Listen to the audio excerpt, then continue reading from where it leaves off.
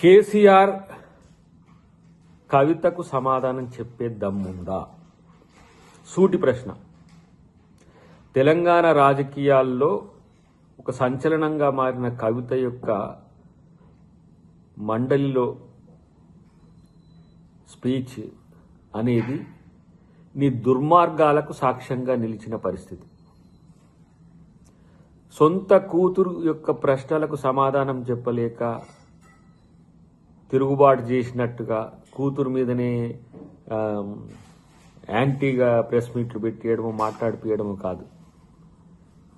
మీకు దమ్ముంటే, మీకు చెప్పే ధైర్యం ఉంటే చెప్పాల్సిన అవసరం ఉంది. అది కేటీఆర్ అయినా హరీష్ రావు అయినా సరే.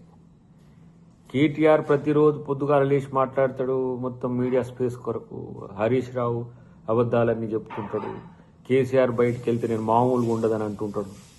కానీ ఇప్పుడు ఈ వీటికి సమాధానం చెప్పాల్సిన అవసరం తెలంగాణకు ఉంది.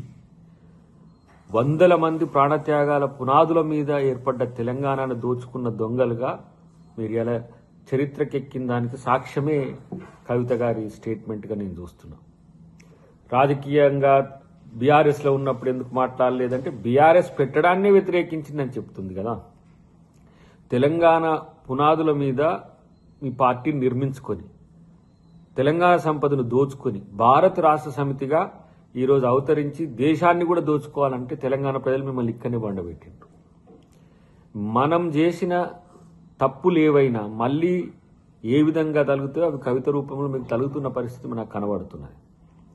అన్నిటికంటే ముఖ్యంగా ఏదో బీజేపీతో మాట్లాడుకొని మేము కొనసాగుతాము, లేదైతే అడ్జస్ట్ అవుతాము, లేదా అరెస్టుల నుంచి తప్పించుకోగలుగుతాము, లేకపోతే మేము బీజేపీతో కొనసాగితే పవిత్రమవుతామంటే వాళ్ళు కూడా మిమ్మల్ని ఏం లెక్క చేస్తలేరు. ఎందుకంటే ఎంతసేపటికి రాజకీయ ఎత్తుగడలు వ్యూహాలని ఎవరైనా ఆహ్వానిస్తారు తప్పితే ఇలాంటి దోపిడి దొంగలు లేదంటే ఏమనాలే డెకాయిడ్స్ లాగా రాష్ట్రాన్ని దోచుకుంటే రాజకీయం అనాలనా, ఇది దోపిడి అనాలనా? కాబట్టి తెలంగాణ ప్రజలు ఈరోజు మిమ్మల్ని తిరస్కరించిన దానికితోనే అయిపోవట్లే. మీరు చేసిన పాపాల చిట్ట ఇలా నిరంతరం కొనసాగడానికి జరుగుతున్న ఒక పరంపరగా ఈరోజు జరుగుతున్న రాజకీయాలు మీరు చూస్తున్నారు. కాబట్టి కేసీఆర్ కానీ, కేటీఆర్ కానీ, హరీష్ రావు కానీ మీ సొంత కుటుంబ సభ్యులకే మీరు మేలు చేయని వాళ్ళు తెలంగాణ సమాజానికి మేలు చేస్తారంటే ఎవరు కూడా నమ్మరు. ఈ డ్రామాలను ఆపండి అని చెప్పి నేను కేసీఆర్ అండ్ కోకి నేను ఒక హితవు చెప్తున్నా. డెఫినెట్గా తెలంగాణ రాజకీయాల్లో తెలంగాణ అస్తిత్వం, తెలంగాణ కొరకు నిజాయితీగా కొట్లాడిన వాళ్ళకి చరిత్ర ఉంటుంది తప్పితే తెలంగాణ పేరు చెప్పి బాగుపడి తెలంగాణను దోచుకునే దొంగలకు ఉండదు. కాబట్టి అది మీకు ఉంటుందని కోరుకోవడం అనేది మాత్రం నిజంగా మీ యొక్క అజ్ఞానం, రాజకీయ దివాలా కోరుతనం తప్పితే మరొకటి కాదు. డెఫినెట్గా మేము కేసీఆర్ గారి మాదిరిగా మాత్రం రేవంత్ రెడ్డి గారు తన ప్రభుత్వాన్ని నడపడు.